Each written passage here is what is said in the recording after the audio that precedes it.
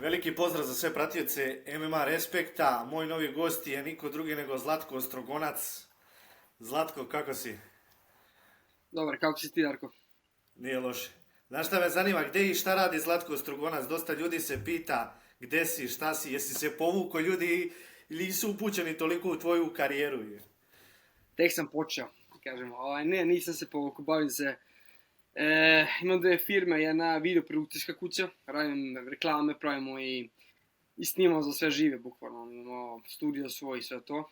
I bavim se FCR-om i managementom, po pitanju MMA-a, uglavnom. I malo imam kontakt sa Bare Knuckle Fighting Championship, tako da ulazim u te vode isto, tako da bavim se sa MMA-om, znači FCR, bavim se sa managementom boraca i malo ulazim u drugi sportovi isto sada polako. Da. Jel ti to na početku negde kad si krenuo uopšte da radiš intervjue sa svojom stranicom, jel ti to bio neki plan u budućnosti da dođeš do toga da imaš svoju organizaciju, da budeš promoter, da budeš menadžer? Da, to mi je, iskreno ti kažem, to mi je bilo broj jedan, znaš. Međutim, znam, teo sam, kako ti kažem, ne sam naučen, već sam ja poznao dosta ljudi, znaš, koji se bave boračkim štinama, sam radio amaterski, znaš, kickboksa, low kickovima sam radio, ili K1, ne kažemo pravila. I nekako sam teo da uđem u taj svet, znaš, i onda sam se preselio u Srbiju zbog ljubavi, jedno vreme, zbog moje žene, sadašnje. I onda sam pokrenuo taj sajt, čisto da, iskreno ti kažem, nisam imao šta da radim. I broj dva mi je zato što jednostavno teo sam da uđem u taj svet. I uspio sam da uđem, upoznam ljude i da vidim kako funkcioniš neke stvari. A meni je od 19. godine, iskreno sam bio na jednom eventu, mislim da je bio K1 ili je bio Superior Challenge, tadašnja najjača organizacija u Skandinaviji. Imali su eventi, meni je bilo onako, bio sam na tom eventu, rekao sam, volio bi se boriti jednog dana, bio sam 19 godina, međutim, pre bi da organizujem nešto ovako. Volio bi vidim kako se ovo organizuje. I tu mi nekako se rodio taj san. I onda sam bio možda 20 godina kad sam stavio sve na papir, koliko bi to finansijski sve ispalo. Kad sam ja vidio, kad sam počeo da slažem, znaš, od prilike, ali puno skuplje nego što sam onda slagao, sam skontao da ovo je nemoguće za mene, znaš. I onda bukvalno na tome ostalo. I onda 2017. godine kad sam se vratio u Švedsku, tu nisam sasvim slučajno, stalno sam radio ka tom da se bavim, da radim s nekim organizacijama i da budem menadžer. Međutim, tad sam ušao i moji kolege ovde iz ovog grada smo pokrenuli taj FCR i tu je u početku bilo naša kavez, 3 rampe, Hamza se borio, Čimajev i svi prospekti skandinavski u to vreme. Ja sam vidio da je Hamza specijalan, nisam mislio da će tako buknut naglo, razumeš? Ali sam posle par borbi uvidio da će lik biti svetska zvezda.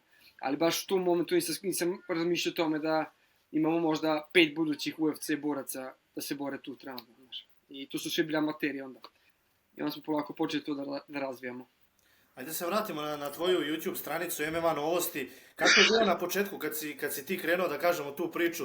Jel postoji uopšte? Ti si bukvalno, ja mislim, prvi bio koji je to pokrenuo i koji je radio neke intervjue i promovisao, da kažem, taj borilački sport. Od tebe je krenulo. A bili smo ja i Čači jednom, mi smo radili intervju. Ja mislim da sam ja počeo i onda je bio u tome fight sajt, je bio borilački sportovi, bilo je par tih sajtova, ali to ništa nije bilo, da kažem, kao što je danas, znaš. Međutim, to što sam ja video da fali video content, znači piše se puno, dopisuju se ljudi, a nije bilo to što je bilo aktualno tada u Švedskoj, da radiš video blogove, intervjue, podcaste što nije bio razvijen onda, ali više smo počeli raditi video blogove s borcima, jedan dan sa Džakicem, jedan dan sa Vasom, s Bakulom. I onda sam još pisao na presnu stranicu da smo pisali članke o tome. Ti članci su katastrofa, gramatički bilo užasno, razumeš sve. Ali, brate, nismo se prodavali, radili smo i popravili smo to. Međutim, ja nikad nisam teo biti novinar, ja sam teo da se bavim ovim što radim danas. Tako da, tako smo nekako krenuli s tim jedan dan sa Džakićem, Vasom, to je bilo naš, ja se sećam kad sam radio jedan dan sa Džakićem, brate, ja ušao naš, pogledam 20.000 pregleda na dan je bilo. U to vreme 20.000 pregleda na YouTube-u je bilo, brate, ludilo naš. I tako smo nekako krenuli naš. Sa MMA Novosti, onda sam došao u Švedsku i teo sam da radim intervju sa borcima i skinuo sam taj Skype recorder i počeo sam raditi. I bukvalno sam radio svaki dan intervju, sa svim živima sam radio onda. jedno skoro kopam nisam još uspeo. To mi je, odgovori mi da će dati intervju, ali mi na kraju dana nije dao, ali to mi je bila životna želja. Ali sam ga upoznao par puta bio i bili smo s njim u njegovom društvu i pili kafu u Zagrebu. Tako da to mi je drago. Ja mislim da ti imaš ono neke, da kažemo, najveće brojke što se tiče i dan danas. Dosta kanala nas ima, ja, Boža, još par kanala koji radimo, ali one brojke, ona sučeljavanja, Stefan Zvijer protiv Vase, to je ono, neverovatno nešto. Pa da, to je bilo hype, da kažemo tako. Ali smo radili dosta intervjua, međutim vi se kad gledamo, vi imate više pregleda, generalno, razumiješ, znači svaki intervju ima više pregleda, ali mi smo imali tih Vaso Zvijer, bilo je taj CFR kad smo radili u oči borbe, znači to je bilo ja mislim da ima i par milion nešto pregleda, razumiješ. Sad ja znam, scena je porasla, u to vreme, znaš, da se jedan MMA video probije na našoj sceni, bilo nevjerojatno. Međutim, ja se sjećam što sam ja radio MMA novosti, skonto sam da ovo će jednog dana da se znači, probije, znaš. Tako da, i to je tako bilo, kažem. Da, ti si napravio pauzu, ono... Još se karte nisu dovoljno prodavale, bio ono poluprazne hale su bile, znaš. S FFC-om i sa ostalim organizacijama. Tvoji poslednji, da kažemo, oni intervjui su bili, ja mislim, UFC u Švedskoj kad je bio, tako? To je poslednje objavljeno. Da, sa našima sam samo odradio, pošto sam bio na tom eventu. Radili smo za UFC, onda su tu bili svi naši borci. I onda sam uzeo priliku da odradim intervju sa Rakićem, Stošićem i Bojanom. I Bojan je bio kod mene spavao par dana, bio pre borbe. Došao je par dana pre iz Amerike, malo da slegne jet lag, znaš. Tako da je bio kod mene par dana, pa smo provali smo 2 dana zajedno, bukvalno pričali. Nisi razmišljao da kažem u nekom momentu da se vratiš, da ponovo snimaš? Ne, nisam razmišljao, jer kažem ovako, ti si na licu mesta, radiš intervju na eventima, Bože na licu mesta, ja sam tu, brate, znači, i ja iskreno ti kažem, nisam razmišljao, jedno volim podcastove raditi, to mi je zanimljivo, to je radim sad na FCR-u, to mi je interesantno, a baviti se novinarskim poslom uopšte nije jednostavno, iz prostog razloga što ti želiš dobro, a ponekad uriš stvari koje nekom nešto ne odgovara, pa se moraš tamo nešto prepirati, raspravljati, što si ovo rekao, što si ovako, što ne radiš sa mnom, što radiš sa ovim.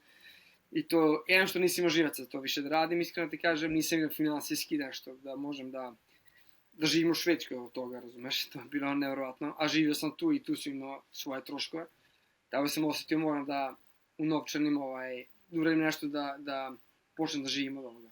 I hvala Bogu već posljednjih 5 godina i 6 ja bukvalno živim od svojih firmi.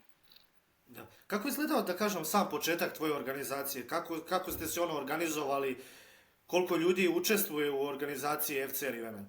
I kako je bio sam početak? Kako ste našli kavez? Kako ste obezbedili novac za borce? Znači, jedno veliko ludilo, brate, veraš me? Znači, to je, kao što sam rekao, počeli smo tako što smo kao liga takmičenja, MMA liga. I svaki klub dobije svoju licencu da odredi event, znaš. Međutim, to je onako, bukvalno kavez, 3 građevinske lampe i, kažem, Hamlet se bori, mnogi poznati današnji borci što se bore na tom eventu kao amateri. I onda smo ja Buraze rekli našem drugu koji je glavni organizator, bio taj Jürgen Hamber, kad ovo ima potencijal, smo prodali 500-600 karata, znaš, a ništa nismo uložili, razumiješ, znači bukvalno samo kupite karte i gledate borbe i bila puna ta mala hala. I onda smo rekli da našu video produkciju kuću, da bude marketing, znači napravimo bolji marketing i da malo bude lepše kad uđeš u halu, znači da bude iznad kaveza, onaj krug sa lampama i to. I tu je bio prvi korak, znaš, međutim taj event bio užasan, razumiješ, nismo ništa prodali skoro, znači nismo to očekivali. I onda event broj 3 smo još to na drugi neki nivo doneli, što smo se odvojili od saveza, da kažemo, ili MMA lige. I napravili smo matchmaking sami, sa profi borbama, znaš. I tako polako počeli da razvijamo sve to. I kupili smo, 4. event smo kupili kavez. I kažem, kupiš kavez, misliš to je to, razumiješ, međutim, skontaš da ne znaš da ga sastaviš kad dođe da vreme, znaš. Onda smo bukvalno radili 5 dana, dan i noću da bi uopšte opstalo ovo sve. I u početku smo možda nas 10 radili cijel event. Znači, ja sam bio runner, ja sam bio promoter, vodio sam ljudi na aerodrom, slagali smo kavez, pošto nemamo investitora, razumiješ. Sve smo sami radili, znači ono kad kažeš kad prođe event ti si mrtav čovjek 10 dana, ne možeš iz kreveta ustati. I onda smo skontali da nađemo, posle par eventa je bila korona, pa smo skontali da tražimo ključne ljude koji će raditi transport boraca, koji će raditi rezervaciju hotela, znači polako nađeš svoj način gde ti je stresno i gde trebaš sebe da rasteretiš i tamo postojiš jedna osoba. Tako mi radimo, razumeš? I dan danas.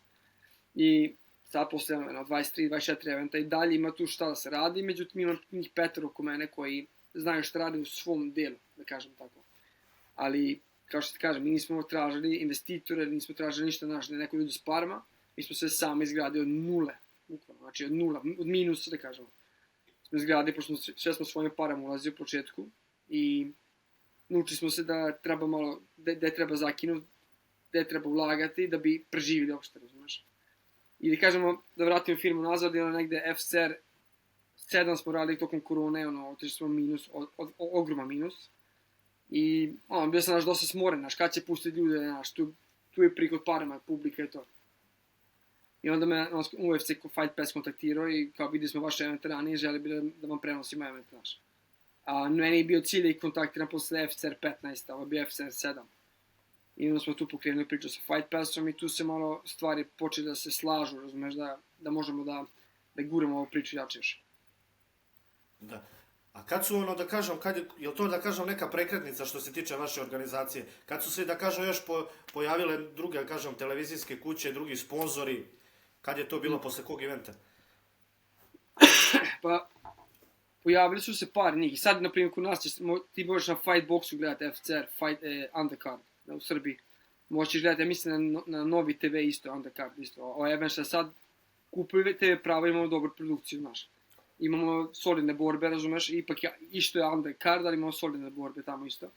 Tako da sad sve više i više TV kuće kupuje donji deo kao Undercard, razumeš, ali main card je dalje na Fight Passu. Tako da, ali tu su negdje FCR 10 i danas smo dobili nova TV prava za Undercard, ali main card je uvijek bio na Fight Passu ekskluzivan i tako planiramo da ostane još neko vreme, da kažem. Mislim, to ne je cilj da budemo tamo, nama nije cilj da...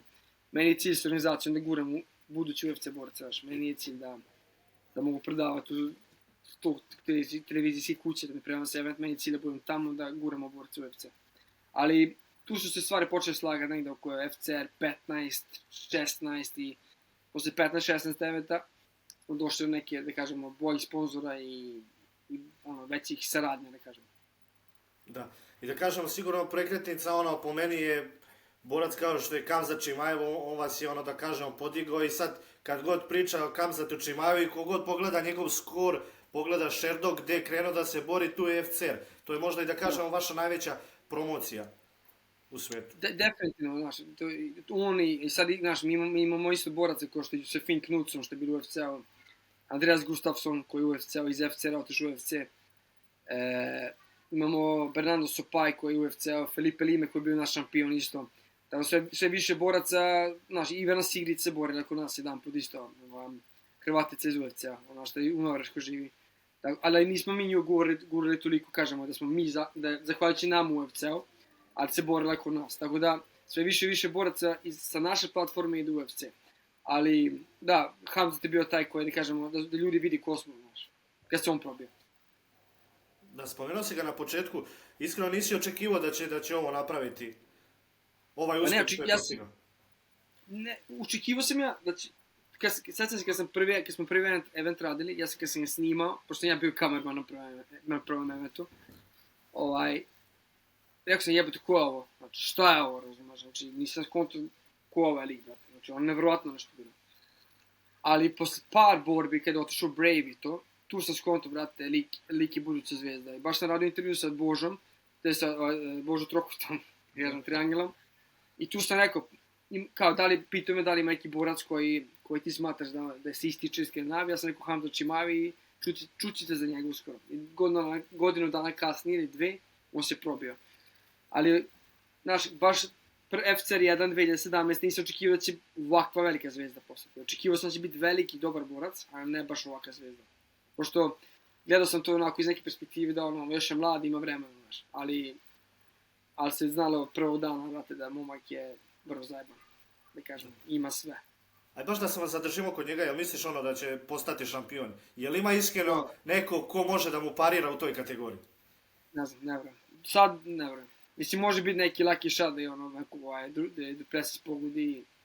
Ne vidim kako može Strickland njega pobediti. Znaš, ne vidim kako top borci u 84 njega mogu pobediti. Znači, dečko je, ja ne mogu pisati, ja sam i radio sam UFC nas neke i znam da snimamo za njih, kao countdowns i to. Mi smo njega snimali par puta, brate. Jedno vrijeme je trenirao 7 sati bez prestanka. Kad kažem 7 sati bez prestanka, bukvalno 7 sati bez prestanka. Od jutra do posle podne. Ko da kad ti ješ raditi, 8 sati tako on trenirao, bez prestanka. I sad to mu došlo do naplatu, znaš, tijelo više ne može tako, mora malo pametnije da trenira. Ali dečko je ono, fenomen, da kažem tako. Ima psihu, ima sve. Ima fiziku, udara jako, dobar rvač i agresivan. I ovo voli. Evo sad trenutno, ne znam, ne mogu da vidim nikog u top 5 da ga može pobediti. Po meni barem. Ja mislim da on da može da spusti na 7-7 i 8-4 i 9-3. Ja mislim sve tri kategorije da može da radi lagano. Brate, on je, nije mali, on je dosta visok, znaš, onako dosta veliki, znaš. Izgleda manje nego što jeste, ali, teško će on na 7-7, brate. Neće to tako biti lako. Znaš šta me zanima? Sad sam se baš setio, radio sam intervju sa Nerminom Hajdarpašićem. I zanima me ta priča, šta se desilo, jesi ti bio tu kad se desila ta, da kažemo, tuča ili šta je bilo između Kamzata Čimajeva, njegove ekipe i Nermina? Ja sam dosta tuča, sam gledao uživo. Kažem, onako, a bez kaveza. Ništa, to je bolje da ti Nermin ispričaš sve bilo, bolje da ti on ispriča situacije. Ne bi da ulazimo u situaciju. Kaže Nermin, koliko sam Zlatku zadao problema. Ne moram ulaziti detalje, ne kažemo, ali bilo svašta. Ajde da pričamo malo o organizaciji. Kakav je sad plan za 2025. Sad uskoro imate event u martu. Kakva su očekivanja sad od eventa i ko će sve nastupiti? Pa mislim, ne znam koliko od njih poznaješ ove borci. Imamo, naših neće biti nijednog, da kažemo iz regije ili neki naš poreklom. Ali imamo sad FCR za 4 nedelje u Westerosu da živim. I onda smo u Malmeu. Tamo će jedan naš iz regije nastupiti. Evo sad upravo potpisao ugovor. Koga znate, jer borio se na FNC-u i tako. On će se boriti u Malmeu 24. maja. Također imam u septembru i novembru imam. Sad vidit ćemo tačno ko se kad bori, ali fight card za mart je već gotov. Imamo pojas u flyweight kategoriji. Imamo par dobrih boraca koji su bili u Dana White Contender Seriesu koji se bore sa Šveđanima i tako. Jel da kažemo iz eventa u event, jel se pojavljuju više sad boraca tamo iz Švedske, ljudi koji treniraju i da kažemo početnika koje možeš da guraš u organizaciji? Pa imaš ta neka, kako te vesne, ti mladi borci, ja baš odem po klubima gledam, znaš ti koliko mladih boraca ima koji su pratili su bukvalno, da kažemo, FCR od prvih dana, znaš, i sad njima je cilj bio da budu u tom kavezu, se bore tamo, znaš. I sad bukvalno jedan borca koji me zvao, potpisao ugovor profesionalno, prvo borba se bori kod nas i potpisao ugovor, rekao je, pre 5-6 godina sam gledao event, kupio sam kartu, gledao i rekao sam jedan dan ću stojati u tom kavezu i sad ću se tu boriti. Imaš naš ta generacija koja nas pratili kad su bili klinci i sad su možda 20 godina i prelaze profi vode. Tako da ima taj neki switch, da kažemo, momci koji su pratili MMA od malih nogu. Znači neki boks, ne revanje, ne grappling, nego MMA. I lokalnu scenu koja sad prelaze profi vode i koja ulaze da se bore kod nas. Tako ima jako raste broj članova, da kažemo, u klubovima, što znači da sport raste. I publika polako raste, ne kao od nas, znači nije uopšte kao kod nas, ali polako se sve više prodaju karte. I interesovanje raste za to isto. A da, potrebno je iskreno neki borac, neki trash talker koji će napraviti haos da bi se podigla scena. I to, ali znaš šta razlika, sad ću objasniti jednu stvar što se kod nas radi, a što se tu ne radi. Mislim, moj cilj s FCR-om nije nikad da uzmem starije borce koji su poznati i da ih stavljam protiv nekih drugih boraca. Jer meni je cilj da guram mlade borce u UFC, da imam prospekt protiv prospekta. Možda sad ne prodaju. Recimo Andreas Gustafsson koji je sad u UFC-u. On je tamo počeo malo da više prodaje karata i to i otišao u UFC. Znači tebi jedan borac koji je možda prodao duplo karata sljedeći put, otišao u najveću organizaciju svijeta. I tu ti bude automatski da ne može da prodaje tu količinu karata, ne možeš to očekuješ da će ljudi kupovati, jer nisu zvezde, ovo su momci koji tek postaju zvezde za par godina, razumeš? I to je neka politika našeg FCR-a da držimo tu, da pravimo autoput mladim borcima od materskih dana do profi dana do UFC-a, razumeš? Imaš tačan put do UFC-a ili većih organizacija. Tako da nama nije ni cilj, ja vidim šta FNC radi, razumeš? Oni imaju drugu strategiju i zato toliko prodaju, razumeš? Oni imaju Pasu, imaju Ilketa, imaju borci koji prodaju karte, razumeš? Koji region zna već 15 godina, znaš? Oni su već zvezde tamo, oni prodaju karte tamo. Međutim, te zvezde, tu kalibra ovde, ko je bio za Gustafsona, Aleksandra Gustafsona, da se bori kod mene. Napunio bi ja halu, razumeš? Ne bi imao par da ga platim posle, znaš? To je problem ovde u Švedskoj. I kod mene, mi nemamo tu neku politiku, strategiju s organizacijom, da imamo te borci koji su već etablirani, kažemo. Nama je cilj da tražimo prospekt i šaljemo UFC. Ajde, sad baš kad si spomenuo FNC organizaciju, kako bi prokomentarisao ovaj napredak FNC organizacije, da kažemo za 20-ak ivenata šta su napravili, to je potpuno neshvatljivo i nerealno. Realno jeste, iskreno. I kad gledaš koji borci se bore tamo prodaju karte, razumeš? Realno jeste. Znači, bilo bi nerealno da nisu toliko karata prodali. Ali kako on pravi marketing, kako promovišu sve to je jako dobro, znaš. Tako da ja mislim da je vrlo realno, jer ti momci koji se tamo rade su već etablirana imena, koji su možda ne pri kraju, ali nisu prajmo, razumeš? I koji su poznati opštom narodu, znači ljudima koji ne znaju MMA sve, ali malo prate MMA, razumeš?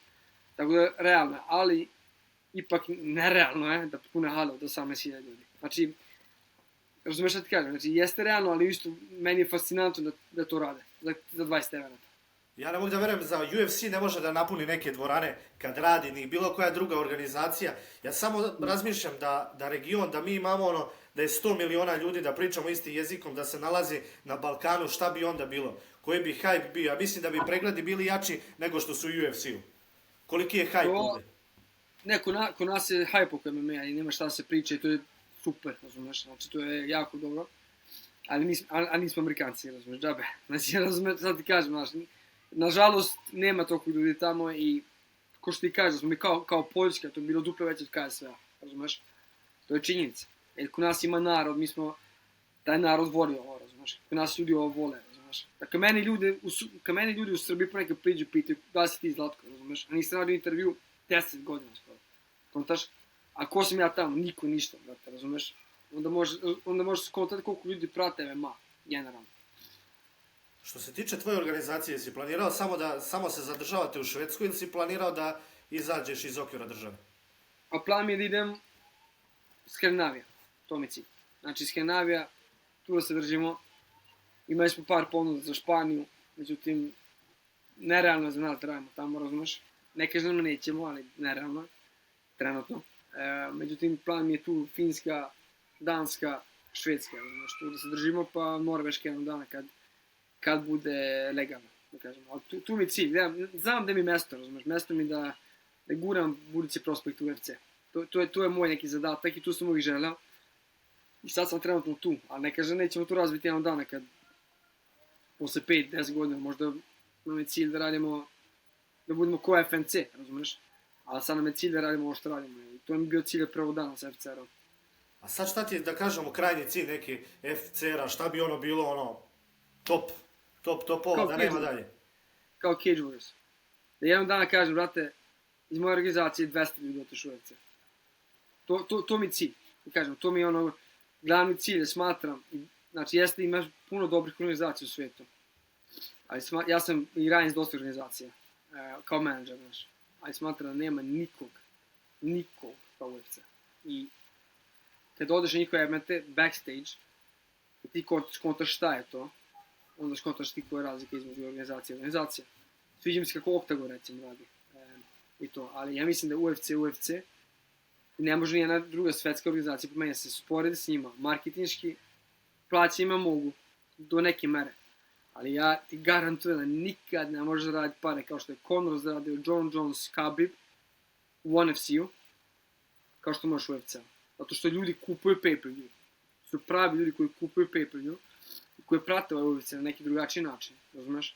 I ti kao UFC borac imaš šansu, možda ti uđeš sa 10 plus $10,000 prvu borbu, ali ti imaš šanse da napraviš abnormalne velike pare, samo da praviš rezultat, razumeš? A to ne mogu da vidim nigde da, ne taj nivo, negde drugi, razumeš? Ne postoji to ti kao NHL, brate, ili Champions League, brate, razumeš?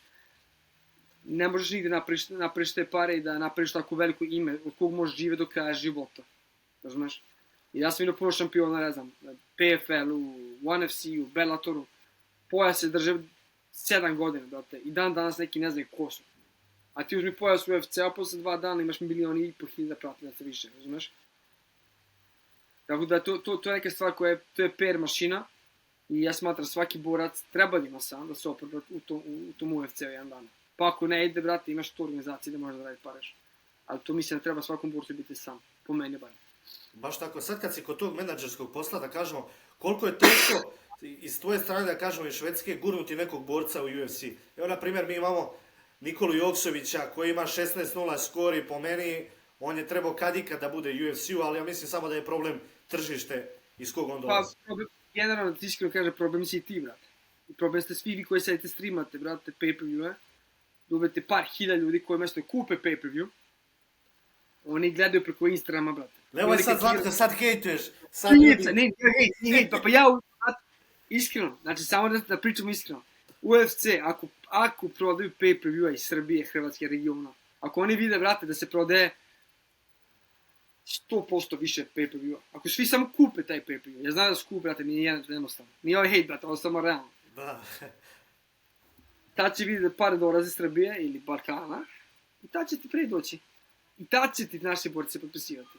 A ovako se, brate, preko mobilnog gledate ljudi, znaš, niko ne kupi pay-per-view. Niko. A baš tako, sad me, da kažem, mene što se tiče Arena Fight me rešila, ja više ne prenosim, zato što oni sad prenose, sad ide prenos preko njih, tako da ono. To je odlična stvar, razumiješ, to je jako dobro za naš region, zato što to znači da se otvara malo vrata za naš region. I ja isto radim na jednom borcu da uđu u UFC, nećem imenovati koji za region, radim na tome, imam kontakt sa matchmakerima.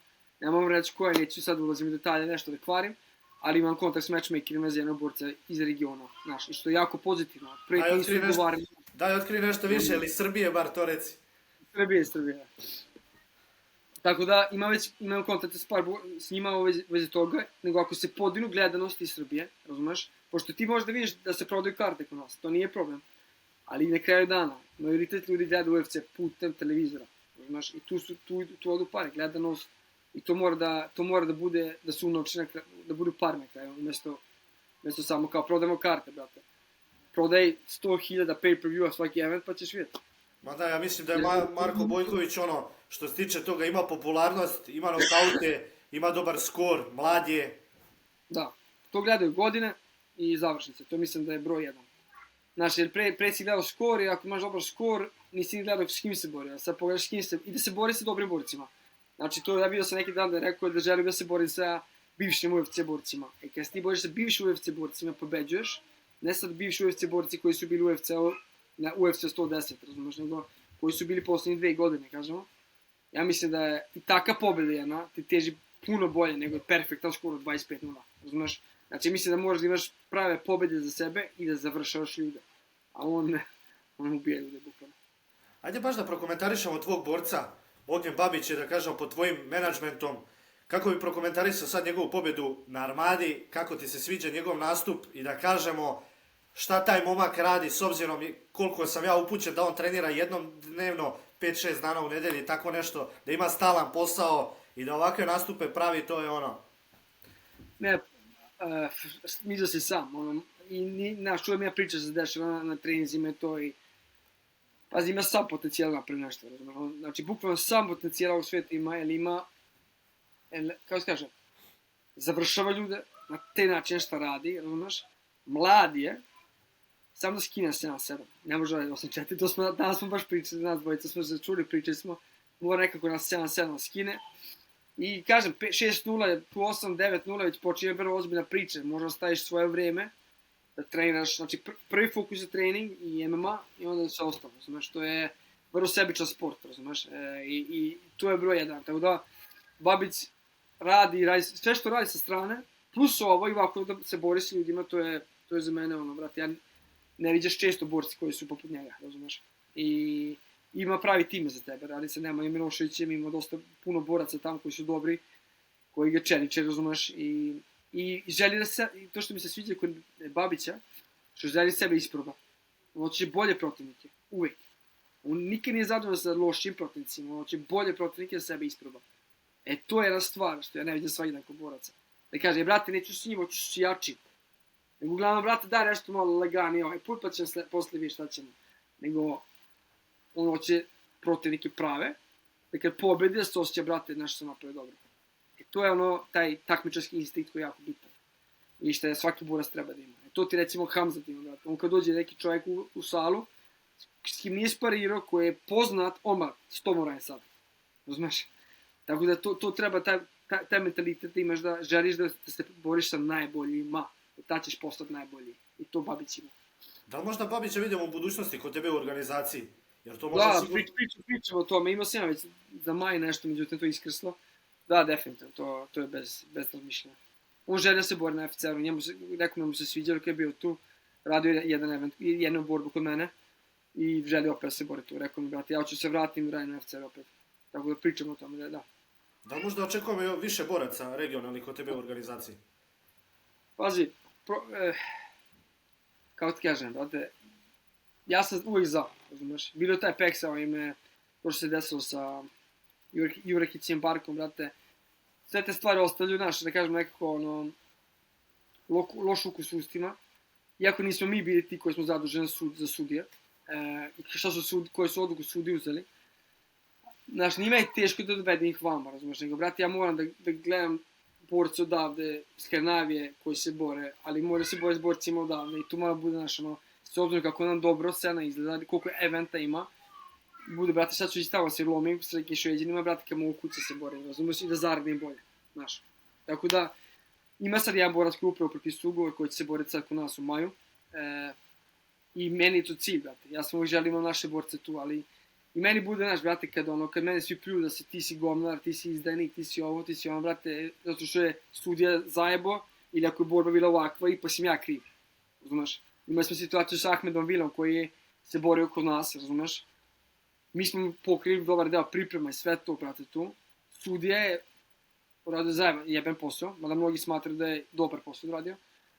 I on je izgubio, brate, i svi su nas krivili, a niko nije vidio iza toga da je Ahmed bio crveni ugao, u stvari. Bio domaćin, razumiješ.